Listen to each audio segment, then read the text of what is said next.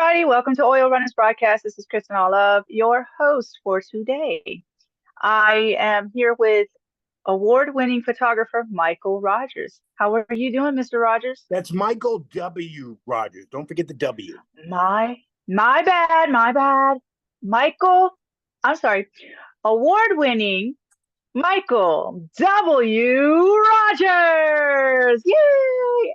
Anyways, so So I was looking at your photos and absolutely loved them. And I know I did a session with you, first time meeting you out here in Alaska physically. And it was like actually a good, comfortable situation since I'm a photographer, you're a photographer, you helped me a lot.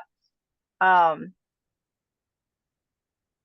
Honestly, I'd recommend Mr. Rogers. So we want to go into and find out the Rogers experience. So how did you become? Let's just, I know there's a lot to you to peel from this onion here. Thank you for having me. Oh, It's a my pleasure. pleasure. Um, I would love to tell you these stories about how I started when I was 3 and I picked up a camera and then it didn't work that way. My photography journey started as a result of having a bad time in my life where I lost everything. I lost a job, lost a family. I was flat broke. Everything happened all at once. Um, I like to tell people what really happened was a TV show called Extreme Home Makeover. And it was viewed by 6.6 million people. So I go, there's 6.6 million people who don't like me. But going Wow. going through what's the word we use nowadays in 2020? Oh, trauma. That's a new word now. Um, I needed something to take my mind off of what happened. So I picked up a camera and I just started shooting. I didn't have any, I was a truck driver. So I'm driving trucks, shooting all the places that I saw in National Geographic magazine. Then I started shooting people. And for some reason, people on social media liked it. I didn't like it. It took me a while to convince me to do this, but eventually I Mm. did.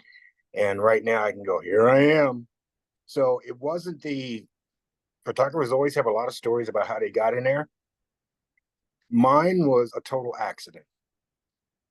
And in my life, there's been 2 accidents as far as jobs that I do. TV was one, photography was 2.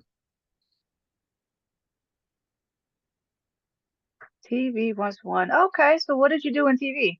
I did the weather. I'm a meteorologist. I got a degree from Oh, Mississippi State.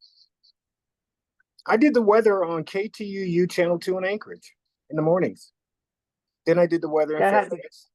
Then I did the weather in Twin Falls, Idaho. And then I did the weather in Salisbury, Maryland.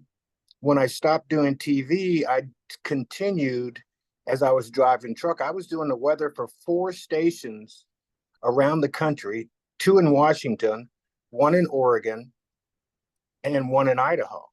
And I would call in and do the weather Mm. from there. So, but I'm a meteorologist.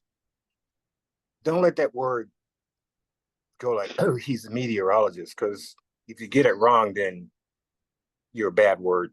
Like, he's a meteorologist, man. Yeah, yeah. Well, I would always Yeah. tell people, if I said it's going to be sunny and it's raining, I would go like, weather can't read. Sorry. Yeah. Oh man. So did you have a stage name or anything up here in Alaska Did I have that what? everybody knew? Besides your Michael W. Rogers name, did you have like a radio Oh, name or they call me Mr. Rogers on TV, and everybody called me. That was them. I didn't make that name up. Everybody would see me. They listened to me on the radio. I did mornings in the radio. I was a personality. They don't have personalities mm, anymore. They call them DJs. And there's a difference between the two. DJs just play music. Personalities are real people. So when I was on the radio and I did TV, everybody just gave me that name, Mr. Rogers. So one day on TV, I dressed up like him and I did my weather segment dressed like Mr. Rogers. Mr. I had Rogers the, Neighborhood? yeah, I had the swetter and everything. I did it in The Fairbanks. black version. Yeah, yeah, I did it, and people in Fairbanks just went nuts. Oh, that's But that great. is that is when I used to be somebody. All of Uh, that's gone now. So, and I'm not now complaining. was that all before the whole house issue? Oh yeah, everything. I was a big fish in a small pond, Mm, and I wanted to go bigger, as we all do. You do something, you want to take it as far as you can. TV came as an accident. yeah, I didn't seek it out. It sought me out. Radio is what I wanted to do. Radio is what I was doing. But right. the TV thing was a total accident. Then I went to school at Mississippi State University and got a degree, but it was the worst thing that I ever did because I didn't learn anything from college about weather. I learned anything about weather by driving a truck, a semi. Yeah. I'm out there in all that stuff. So everything they taught me in school, I got to see. You don't want me to do the weather now. I'm way too good. You do not want me to do the weather now. uh, you at least probably give us the right answer in answering questions. But Yeah, yeah, yeah. like, is it snowing outside? I think so. When they used to put me out there, I remember one time I would go do the mornings on Channel 2, and it'd be snowing. They put me up on the roof, and the intro to What? show, yeah, they put me on the roof of the building. The first when you do television, morning television news, when people Mm, wake up, the first thing they want to know is what the weather's going to be like. That's a given. So they put me up on the roof. I'm sitting in the snow, and I remember I just do these quirky things like, you know, this looks like snow. I think it's going to be here for, right. you Do know, one and of these, I yeah, think I did that. Yeah, northeast right. And something. when I was in Idaho, first night when I was in Idaho, the first thing I said was, "Don't adjust the color of your television set." And I was nice and because nobody knew I'm now this new thing, this new guy, and I'm black, and everybody's going like, "Oh my god."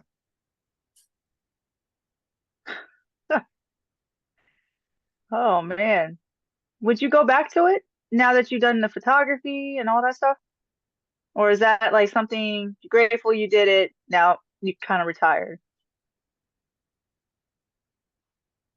Someone asked me that question 7 years ago, and I remember I said no. But if you ask me now, I would do it, and I would only do it in one place, Which is where? Idaho. I go back to Twin Falls. I love Idaho. I love, Huh. I love Idaho as much as I love Alaska. But of And course, they won't do that because, see, I'm 69, so nobody's going to offer a 69-year-old a job. We know too much. So, mm, and we would ask for the money that we think we're worth, and they're not going to do that. I'm not dogging anybody. It's just that's real life. So they're not going to hire me because I'm yeah. 69. So, but from what I learned now about weather and from driving a truck, if I was going to do it again, I love Idaho. I lived on the Snake River, the Snake River Canyon. Um, Idaho is Alaska with 4 seasons. And I just love Idaho. When I went through the bad time to take me to photography, Yeah. I learned about resiliency from the people of Idaho. Those people, when I got there, were in a 6-year drought. They didn't have any water, and crops is their main product. So if they can get through living for 6 years without water, so they could produce crops and make money, my little thing was nothing. But Right. I learned, and they didn't tell me anything. Nobody had me sit at a class or at a desk. I just watched them, and I got through it. Huh. So while you were going through, I know a lot of people go through all types of different things. Have you ever experienced alcoholism or drug addiction or homelessness or anything like that? in All your of the life? above, A, B, C, and D, all of it. You can put F like all of the above, all of it. Well, we want to know. We want to know your story. I'm 38 years sober from alcohol. Congratulations. That's a hard piece um, to deal with. the only reason why I'm here with the camera, living in Las Vegas, the whole reason why I'm still here is because I'm sober, not because I'm a great photographer. I Right. guess. Okay. When I came to Vegas in 2014, I was home. I lived in my car for 2 years when I first got here. And Wow. I didn't have any money. The only thing that saved me when I got to Vegas, living in the car, was a gentleman who was a millionaire, took me out to lunch, and I thought he was going to give me money for my photography business and all that stuff. He says, Hmm. I'm not giving you a dime. He says, I know you're a veteran, and I know you are a U.S. Air Force veteran. So did you take your 214 and see if you got any benefits because you were honorably discharged? I said, no. He says, go do it. I said, then not, it's too late. He says, go do it. So when I sent it in, I found out I have benefits. All my medical benefits are paid because I'm a veteran. Wow. Well, thank you for your service, first of Okay. all. Then Yeah. this home that I moved in was because of the VA, because he was a bigwig. And for some Hmm. reason, I got a call and I went down. I thought they were mad. I thought I did something. They called me, brought me in the office, shut the door. And the lady goes, I want you to tell me the truth. And I want you to tell me now. That's it. Don't lie to me. I said, what? He says, are you homeless? And I went, oh, God, yeah. And she goes, good. She left the office, came back, gave me a 2-month bus pass, gave me the keys to my apartment and a check for $500. So when I went Wow. into that apartment, I sat in the middle of the floor. Oh, she gave me a bed. I still have that bed today. She gave me a bed. I sat in the middle of the apartment and I cried for about 30 minutes. She called me an hour later and wanted me to do a headshot. What? Was that the moment you knew that was it No, for I always knew. I always knew, but there's different things and different stories the way people get to where they want to get to. yeah. And mine's no different, but it's a different story. I came into photography like I came into radio. I came in the back door. I'm self-taught. Right. Everything that I know, I taught myself. And I chose that. And I was really strong about it. You were not going to tell me what to do. You were not going to tell me how to do it. I would not listen to you. Don't critique my work. You're just wasting your time. I'm going to figure it out. And I did. There was a journey doing the figuring out part, but my story, everybody has bad times in their life and it leads to something else. The la- I, Yeah. the last thing I thought I was going to be was a photographer. I didn't like photographers, just like I didn't like musicians because they always got the girls, And I was a musician and I didn't get the girls. I was a photographer and I definitely didn't get the girls. And, you know, but I didn't have photographers. I was a DJ. I would do Mm. weddings and I would watch them do, and I would watch them work and they would just be so arrogant and talk bad to the wedding couple and trying to get them. I said, you know what? I wouldn't pay you a damn dime. I wouldn't pay you a dime. So, but then again, when I got the camera, I just needed something to take my mind off of my wife and kids. And after losing everything, I don't know. Have you ever lost anything? It's all Absolutely. okay. You know that feeling when it's all gone? Oh yeah. Have no idea why it happened that way. Just it's just all gone. Yep. Or even if you And did all cause it, the feeling of guilt and remorse and shame. and Yeah. shame. Yeah, I drove a truck because of shame. Yeah, I drove a truck. You're not thinking clearly. I met some woman, we had this relationship, and I could, at that point, I was so bad, I couldn't distinguish the two. I have 10 kids, and my 10th child was because of her. So that whole thing just made me pick up a camera. At least I could drive a truck from one side of the country to the other, take a bunch of pictures. If you liked them, fine. If you didn't, fine. And then somebody saw me and convinced me that this is something. But the whole thing didn't turn around until I went to Alaska and I shot Denali. Oh That yeah, yeah. Tell me about Denali. the highest peak in North America. 20,237 feet. After living in Alaska for 31 years, I've seen so many things around that mountain. The But other name was Mount McKinley, right? yeah, but I'm not political, so don't take this the wrong way.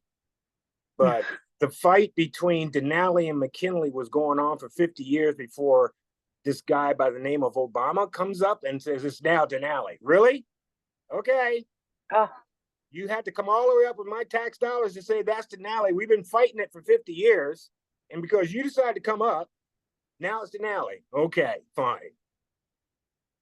So 2014, things were so bad. A friend of mine flew me home. He said, that's it. You're done. You're going home. I said, I can't go home. I don't have any money. He says, don't worry about it. I'm going to fly you home. I said, I don't have any money to pay you back. He goes, Michael, he's a bigwig at US Foods in Anchorage. hmm He says, Michael, I got miles on Alaska. This thing is only costing me $5. So he flew me home. I fly Wow. past Denali. I missed home. I was gone for 6 years. So there's this thing about Alaska, when you miss it, you just have to come back. So I passed Denali. Second round. Yeah. So I passed Denali, because you pass Denali as you fly to Fairbanks. And I couldn't get off the plane fast enough. I got off that plane, went to my friend's house, rented a car, and drove right back down there. I drove to Seward because I wanted to shoot killer whales. And I came back, and when I went down, it was a sunny day. I don't like shooting on sunny days. I want some clouds. I want something. Yeah. So I came back. I knew a storm was coming. I got there. It was April in 2014, stood on a snow berm and took 3 shots with a Rebel camera and a kit lens and put it up on Alaska Magazine's website in April. June, they called. They said, did you know you got 6,023 likes on this thing? I go like, no. So we want to make you an offer. We want to make that the cover of our magazine for 2015, and we want to pay you $500. And I went, oh my God, I'm going to be a photographer. Oh my God. Where do you want to live? And I said, well, I was done with Alaska because of the cold, so I moved to Vegas. Wow, that's a story. So who was Yeah, the big wig that you?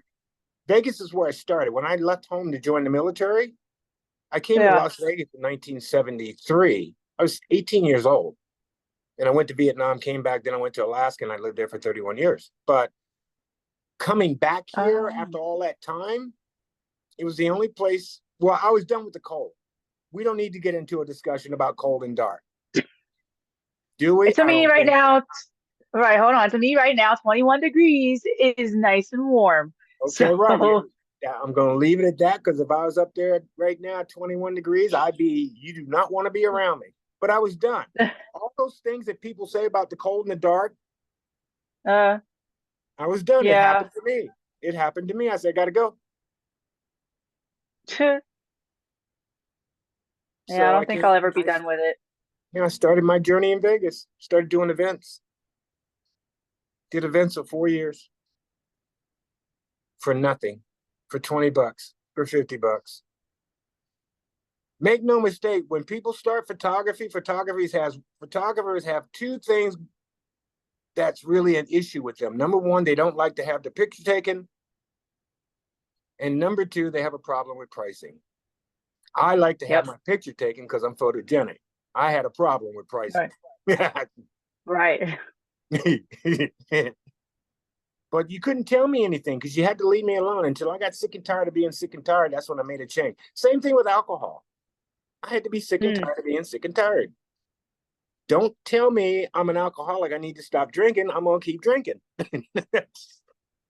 You can't do that. Right. Yeah. So don't tell me about photography. I'll figure it out. Relax. It's fine. Just leave me alone. So Now, who didn't you do the mayor? I thought I saw that on your Facebook. okay, as of I've lived here 10 years. I'm a when she says published photographer, I'm a published photographer. So like I have 144 covers total in 10 years living here. One of them was That's the mayor. amazing. I work for a magazine called Real Vegas Magazine. In 2018, I went by her office, and it was an interview. Then I'm supposed to shoot her for the cover. Well, they took too long, so I'm walking around waiting and waiting and waiting and waiting and waiting. And finally, when it was my turn, I walked up to her. Now, I already knew. Now, this is a woman who, at the time I took that picture, she just found out she had stage 2 breast cancer, and she's 82 years old. Wow. Okay. So I walk up to her and I say, okay, it's my turn. And for some reason, she looked at me and says, how old are you? And at that time, I was 64. I said, 64. Mm. And she goes, oh, you're just a baby. And I went, click. I was done. And ended up It was a one taker. I was done. In the opinion of my editor, my boss, because I've been working together since day one with the magazine. She goes, you'll never top that picture. You know how Michael Jackson did Thriller and he was trying to top it? yeah, I've been trying there's to not top the another. mayor. Yeah. I've been trying to top the mayor and I haven't. I got close once. I got real close once. Wow. Wow.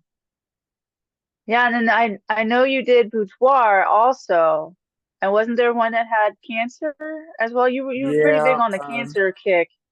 Boudoir photography was something that I wanted to do, but I was so scared to do it because I didn't want the rest. I was doing portraits and headshots, so I didn't want the perception like I'm this. And photographers, or whatever, the perception that people have for photographers is enormous. So here I am doing Hmm. boudoir.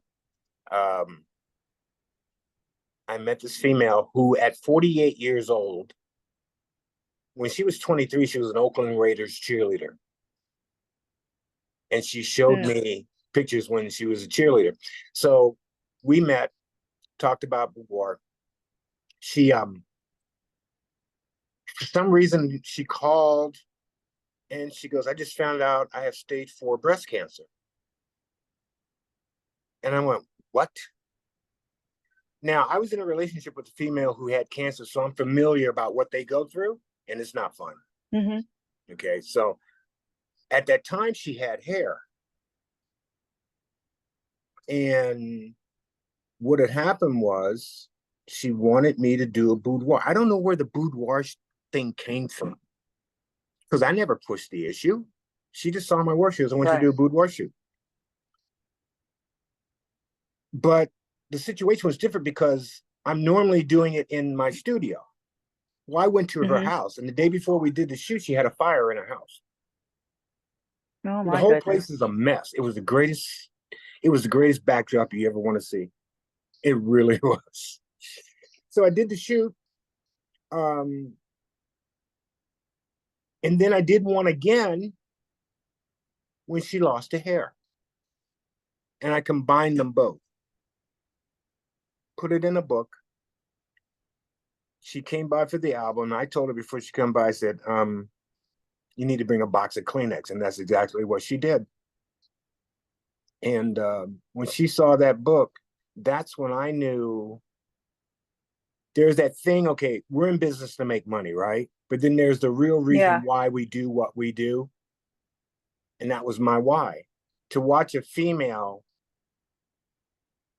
mature, upper 40s, early 50s, take a look at herself in a manner that's so empowering.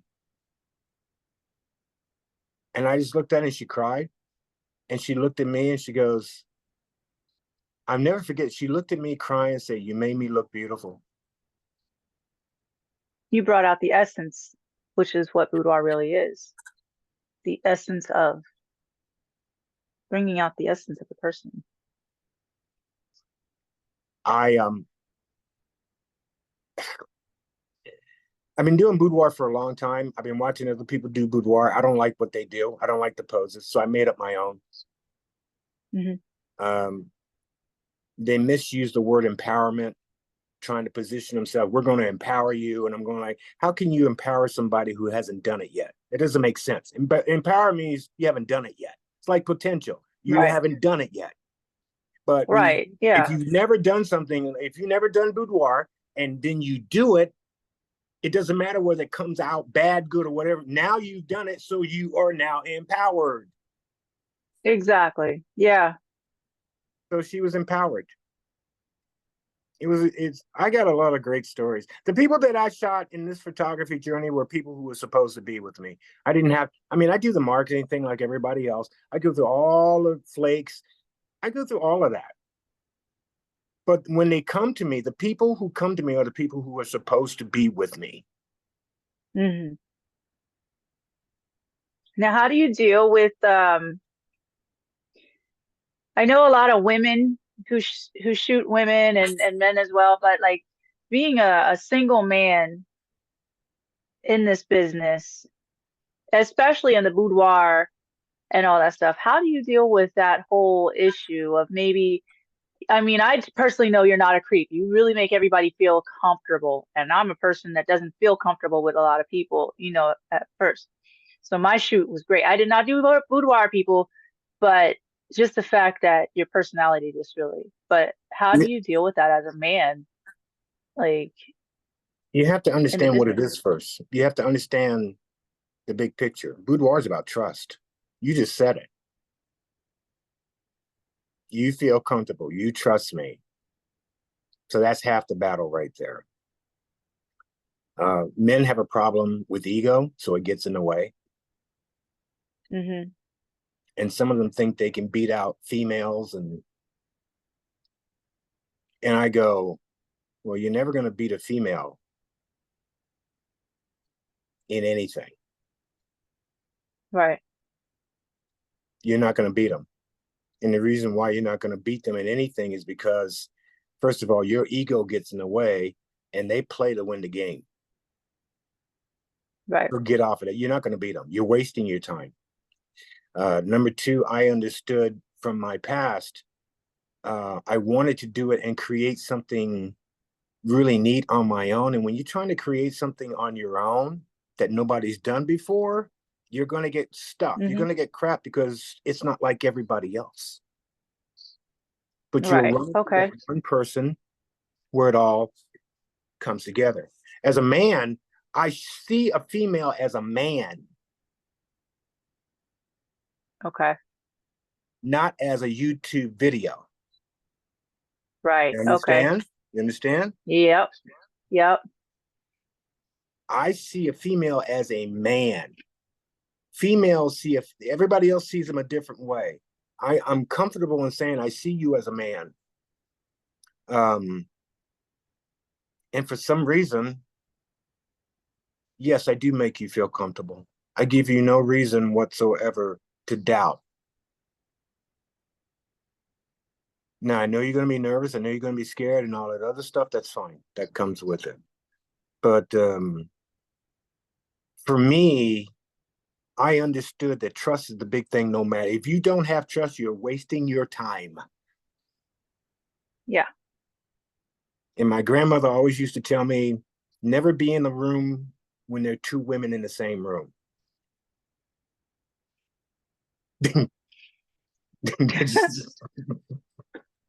That's the part that gets, because when I see females shoot another female, I always flash back to my grandmother going like, do not be in the same room with two women in the same room. Exit stage left World, even. yeah, it's World War III. And then some, you know. Yeah. If my attitude is right and everything, I mean, there are people who call us creeps because we are. There are people out there who Right. made it bad for us. Okay. So they are. Absolutely. Okay. So you have to understand it. My big thing about photography is that I came into it when I was 52. I didn't come into it in my 20s. I didn't come into it in my 30s. I had a life before I came to photography. So when I came into it, it's like, really? Okay. You know, it helps being a baby boomer, or as I say, forgive me, people, I'm from the 1900s. But Yeah. a lot of my thing was because I came in at late in life. Yeah, that does really help too. I'm It really 69 does. now. I could do a boudoir shoot with my eyes closed. I could Yeah, make you and your look work is amazing. I could make you look good with a pair of bib overalls on. I don't do nude. I don't even do implied nude. I Yeah, just make you and feel see, good. that's yeah, and I like that fact. Still won't do it, but I like the fact. Well, you I have to, respect the it's hard. arts. See, here's an example. I'm telling you what I'm doing, and then you'll come back and go, I still won't do it. I didn't mention that you were gonna do it. No, no, But no, no. no, I no, no, know, no, but no, I'm just no, saying, no, like, just no. I respect the art of it. Right. But then Um, again, see, you know, you have to understand that people don't understand our world. They yeah, think they do, but they don't. So if I'm talking to you about boudoir, I know already by talking it's gonna go, I like it, but I'm not gonna do it. That's fine. That's fine. It comes with the package. But then there yep. are women who want to do it. Like I was in a relationship with a woman who was 9 years older than I was, and her bucket list was that she always wanted to, on her birthday, dance on a stripper pole. So I went out and bought her one for her birthday Interesting. in her house so she could dance on the stripper pole. This same woman, she's dancing on the bar at Coyote Ugly in New York, New York, at 69 years old.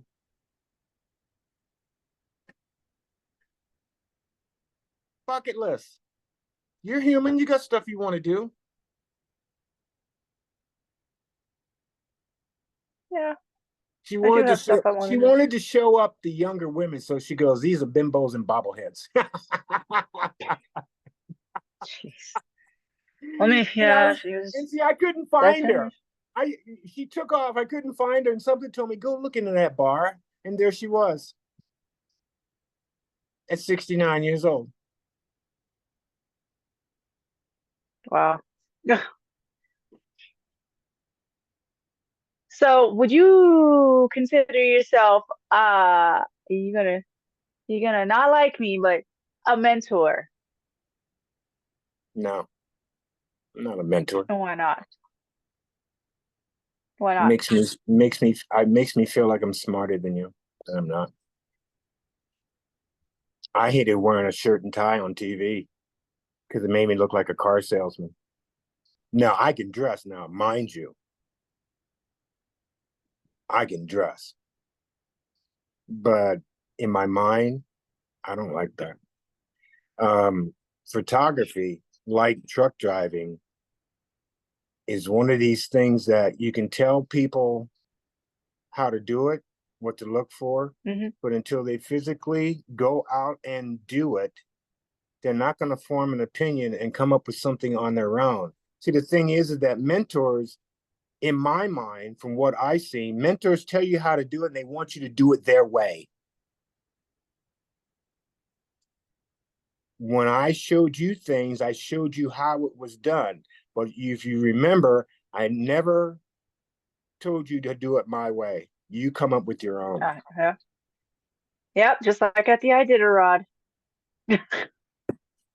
Yeah. Woke me up. Let's see, what time of morning was it? Oh This, my gosh, this, I was, this the camera said yeah, it was it's 11 blurry. o'clock. I don't know what to do. Well, turn the shutter speed up. Well, it's still blurry. I'm going, God Almighty. Yep, But you as I hey, was sitting well, with the see, dogs passing the scenario is that something happened and you called me, and even though I told you, you still got to sit there in the cold and figure it out. You got to find. by. I just wanted to wear the start. Like I tried everything else before. I had what, like 10, 10 extra tries left because every 2 minutes they were coming. So, you know, it was coming fast. So I had to figure all that out and I couldn't figure it out. So then I called you. I did try, like, and Yeah, but couldn't then figure it again, out in that fast amount of the time. bottom line is that you didn't quit. Even if I told you the stuff I told you and you hung the phone up, you're now back by yourself. You have to figure it out. Yep. And you did. Yep. A Saturdays are my practice mentor, days. Sundays. if you call a mentor, he's going to go, why didn't you do it the way I told you? Yeah, that's true. And then you're going to fall codependent on him. Because every time something goes wrong, you're going to, I don't know. I just think it's a big waste of time. But I watch people, I study people, I watch what they do. I don't say anything. I see what they do, I like it. Then I'm bound and determined I'm going to make it my own. And Hmm. everything that I've done in photography was based on the simple fact that if you didn't like it, I was on to something. So I live for that every day, especially with headshots. So if you didn't like it, that means I'm on to something. Now I wanted to do something different. I want to be Michael Rogers. I only got 15 years left in the tank. You know, I'm not going to be more famous until after I'm dead. You're more famous dead than you're alive, especially in photography. Hmm. So it's not like I'm trying to be this big guru, make all this money, and have you come to my website and pay me $35 a month for me to show you how to do something. You know, I came in this for a different reason, and this is how I ended up so far. So now we're not on the tail end, but you know, you got to be a realist. I mean, I'm 69 years old, dealing with all this stuff from AI to Generation Z and all this other stuff. You know, I like taking pictures. I like getting paid for pictures. I'm now learning how to get paid what I'm worth. Okay. Yeah, you shoot what you feel, not what you see. Right. And then on top of everything else, all of this is going to be over with. You're not going to remember me or any of the work until I'm gone, which is fine with me. Because Right. photography was the only career that I did it my way from start to finish. I never finished anything before this. I never finished Hmm. TV. I never finished radio. I did finish, in a way, I finished trucking, but not the way I wanted to. Because I was always told there was a photographer who flew up to Alaska, and he says, "You drive a truck and you take pictures. You can't do both. You got to do one or the other. You can't do both." So, and the way it worked out, I didn't do both. I didn't finish trucking the way I wanted to, but then again, it was done. So you just have to be a Right. realist, okay? You know, I'm doing a podcast. Whoopee. Okay, there's a black guy who's a photographer doing a podcast. He's pretty good. Okay, all right. Yeah, I take that down the road with me. So I'm just being a real. I've always been a realist. Only now I just tell people now. I'm not afraid to tell people. Right. So which leads me to my last question. Um, the legacy that you would like to leave on this earth, what would look like and be for this next generation, family, whoever, the core of Michael Rogers, what your gift to the world is? Doesn't even have to be about photography, whatever it is. That I didn't quit. This is the only thing that I did. I didn't quit. This was the only thing I did from start to finish. And when things got rough, I didn't quit. I didn't have any excuses.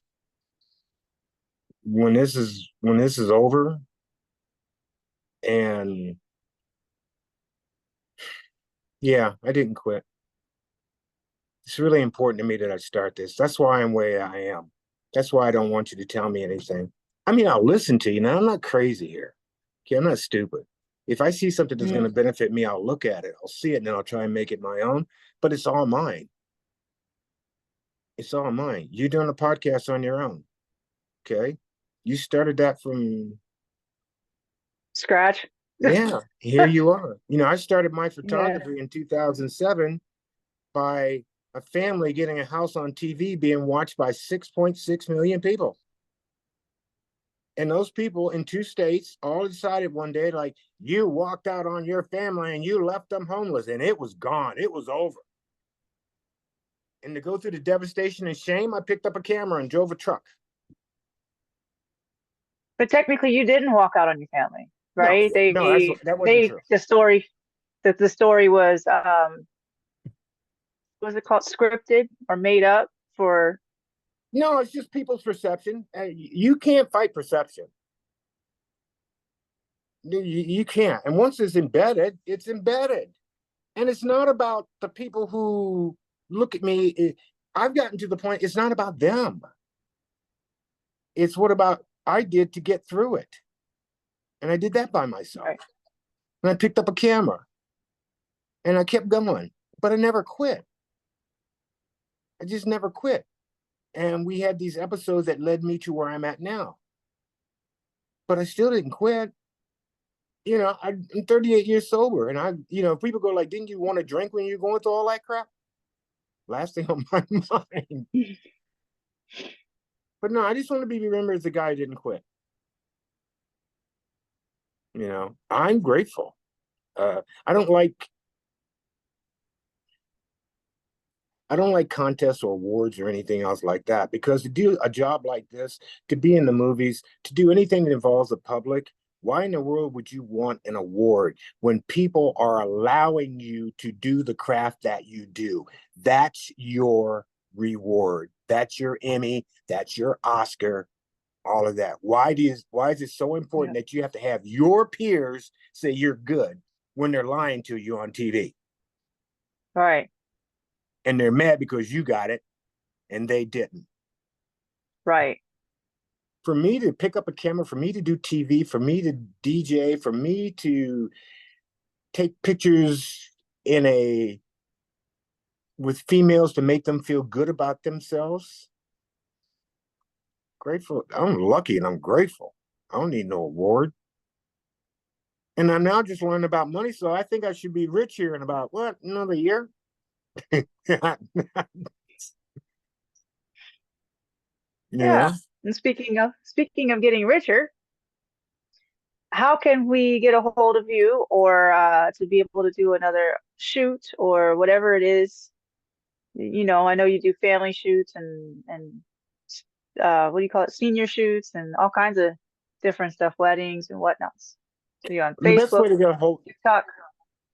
the best way to get a hold of me, because I'm the only photographer. I used to say I'm the only photographer in Vegas that answers the phone, but I'm the only photographer, period, that answers the phone. So all you have to do is call me. Wow. Yeah, 702-466-7167. Why do I say that? Because I'm by myself. It gets lonely in here. I don't hear from too many people. So when you call, I'm going to answer the phone and have a conversation. Okay, Like, what? truck drivers like to talk. And the reason why they're having so many accidents now on the road is because they're talking on their cell phone while they're driving. Right. Yeah. Okay. So when you call me, I'm going to answer the phone. That's number one. I do 4 styles of photography. I'm a portrait photographer. I specialize in portraits and headshots for business. That's a Hmm. big deal. Okay. Then I do events, which includes weddings. Then I do boudoir lingerie. And then last but not least, I do fine art landscape, which I turn them into wall art. We put pictures on your wall. I have a gallery of 127 pieces. You can go in there and check them. You can buy them in any style, whatever you like. So I'd have all these products, but basically it starts with a phone call. And the bigger people with all their gizmos and whatever, people will call them and they won't return the call. They're too busy. Or I hate texting, so I know photographers don't respond to texting. The majority of the clients who come to me come from Google organically. And because of the organically is because they call and I answer the phone. Hi, how are you? All great ideas are simple. You pay $1,600 for this thing called an iPhone. And for some reason, you just cannot say hello, how are you? You just can't do it.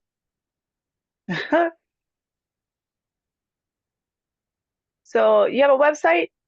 Yeah, just put it up. It just came out. It's online now for 3 weeks. www.michaelwrogersphoto.com. It's strictly for headshots. I'm going to put more things on it, but I had an opportunity to get this website and get it up and get it going. So right now it's headshots. And Okay. headshots is a big deal, but people don't take it seriously until they won't come to you until they need it yesterday. They're not going to come to you ahead of time. Okay. We got that. What about TikTok or Facebook or Instagram? I'm on Facebook. I'm on Instagram. I'm on TikTok. I don't like it. Is it okay to say I don't like TikTok? Sure, why not? Okay. All right. Um, during the bad time, Facebook was the only place where I communicated with people to have some kind of relationship with the world. Because when the house thing kicked in and I lost my job and everything, I mean, believe me, there was a lot of people who did not want to have any thing to do with Michael Rogers. I was truly lonely. So I happened to be on Facebook, and because I'm one of these guys that shares personal things, which I don't mind, I built a following there. It helped with the photography. It did. But also too, there's still a lot of people who don't know who I am. So I have to take extra measure to put myself out there. Instagram, I'm on Instagram. My presence is out there, but right now I want to do a better job of putting myself out there so I can get work and start turning a bigger profit. Okay. Well, we'll make sure all your handles are on there. And Yeah, but I guarantee if you call me, I'll answer the phone. Hey, how are you? How you doing? Oh, really? yeah, that's And I always say to people, this is what gets me. I always say to people, Merry Christmas. I haven't seen you in 40 yeah, years. right. Well, good morning. Good Like, morning. Good morning. Good morning. How much do you charge for a headshot? Let's have a conversation before I get to the price. Who are you? What do you want? How many you need? Where are we going with this? right. Like, oh man. Well, we're gonna leave on that high note and definitely make sure you call Michael W. Rogers for your photography needs. Especially when you go out to Vegas and have a nice little trip with your family, your husband, boyfriend, whatever, just something a little fun. He's right there, right down the street, literally from, Right across the street from Mandalay Bay. yep. I'm 10, I'm So 10, 10 minutes away from the Las Vegas sign. Allegiant Stadium is behind Mandalay Bay. So you can watch your NFL teams lose. Excuse me, the Raiders are so bad. You can come in and watch your team beat the Raiders. Now, I'm a hockey fan, so I'm a Golden Knights fan. And you want to talk about photography and a really nice thing? I didn't mean the exhibit. I was there when they won the Stanley Cup. That was a highlight of my life. And then I shot the parade. That was something. That will stay with me. So yeah, I'm in the best spot to do anything. Yeah. So go visit him, go look for him. And he done gave you his phone number, so look him up. But we want to thank you for coming on the show. And this is the start of the Michael Rogers experience. So we've got more from Michael Rogers. But this is just the teaser. Now it's the next, and the next and next. So keep Christina, looking they're forward going to to that. get sick of me after a while. You can't do this. They're going to get sick of me. You know how people, so when they let's get famous and they get jealous of you, then you next thing you know, I'm going to be on National Enquirer. so let's bring him some business. Let's get up in his business and let's keep it real. Okay. So we're gonna talk a little later, but thank you, Mr. Rogers, for coming on, and we definitely appreciate you. You're welcome. Ladies and gentlemen, by the way, this person that I kind of helped with photography, she's pretty good with the camera. She won't admit it. She won't tell you about it. But she has a gallery too. And the thing is that I kind of answered questions and showed her a little bit, but she had a style all of her own.